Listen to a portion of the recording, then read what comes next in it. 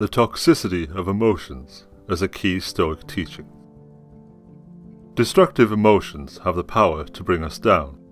They can distract us from the right path, the path that may lead us to our success. Toxicity is a negative vice in anybody's life. It's inevitable that by hosting toxicity, we're bringing ourselves bigger problems. So how did the Stoics teach themselves to avoid these toxic emotions? And what are the benefits of distinguishing these toxic emotions? The assumption that Stoicism is the repressing of all emotions is a misunderstanding. Bill Irvine, the writer of the Stoic Challenge, writes that the goal of the Stoics wasn't to banish emotion, but to minimize the number of negative emotions, such as feelings of frustration, anger, grief and envy, that they experienced. Similar to that of Epictetus, who writes, "You must completely control your desire and shift your avoidance to what lies within your reasoned choice. You must no longer feel anger, resentment, envy or regret." Concluding that we, as humans, as Stoics, must act and think with quality. Just like you wouldn't swallow poison, you shouldn't manifest it either. We must see the world as it is, live with acceptance and learn to cultivate virtue.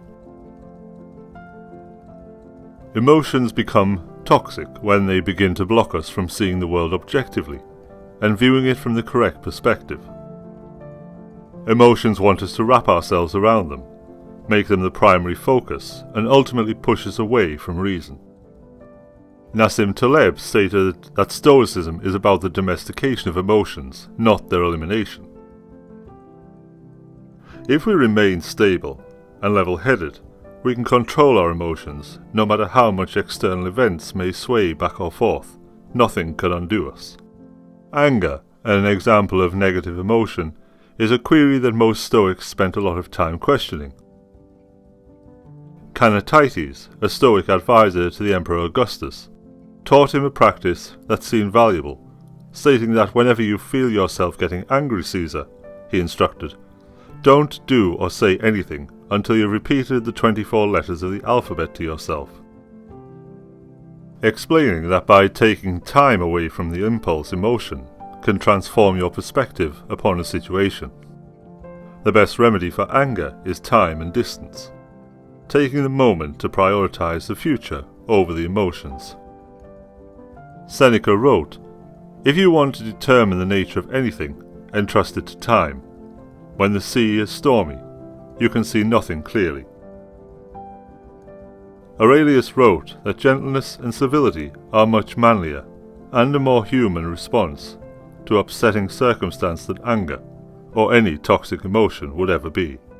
Just like anger, desire as an emotion can be just as toxic. How do we see ourselves waiting around for that one thing to just magically happen in our lives? We sit, full of hope and begging for luck, that somehow that one thing will just suddenly appear in front of us. Instead of primarily running on desire as a way to remain afloat, we have to embrace self-reliance and begin to take responsibility for ourselves and finally take action.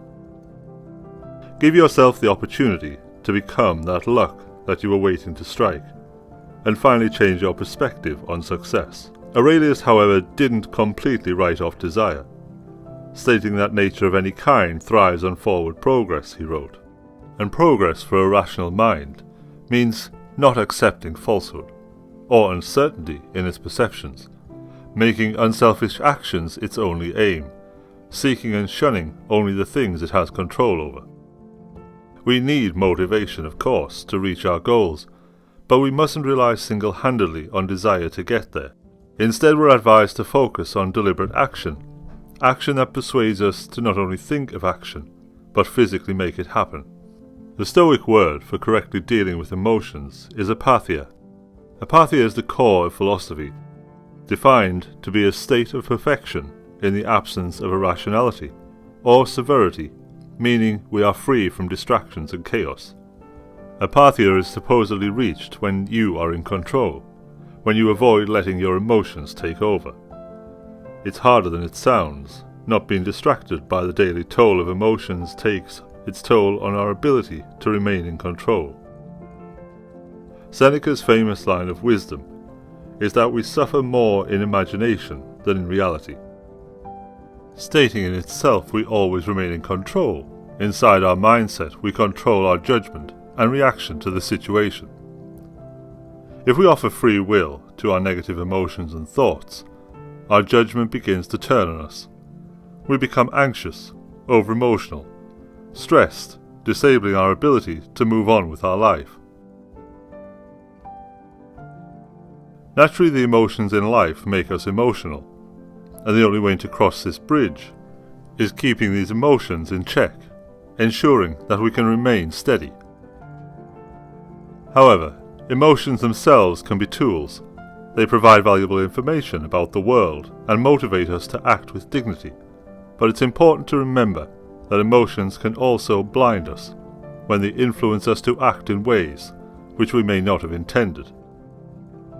We must learn to accept emotions for what they are and what influence they have in our life.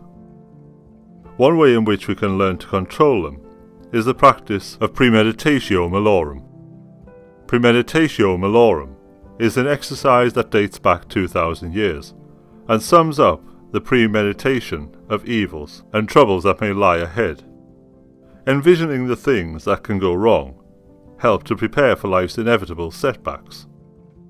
In life, not everything is going to go the way we want it. By psychologically preparing ourselves for life's unpredictable events, we teach ourselves to react in a more rational and reasonable way.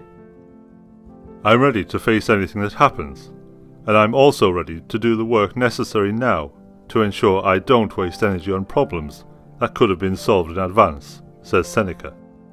Stepping back for even a minute to visualize and make assumptions allows us to curate our initial impression and offers us the chance to create a proper judgment. The key is not to manifest the original impulse, or we may risk experiencing anger or intense emotion. Of course, these feelings exist, but we cannot let them distract us from what we value in our lives. Instead of stunting yourself at the primary level of emotion or feeling, we should focus on stoic discipline and virtue, embrace reality and cultivate character, reduce negative emotions, and everything else will be an additional byproduct.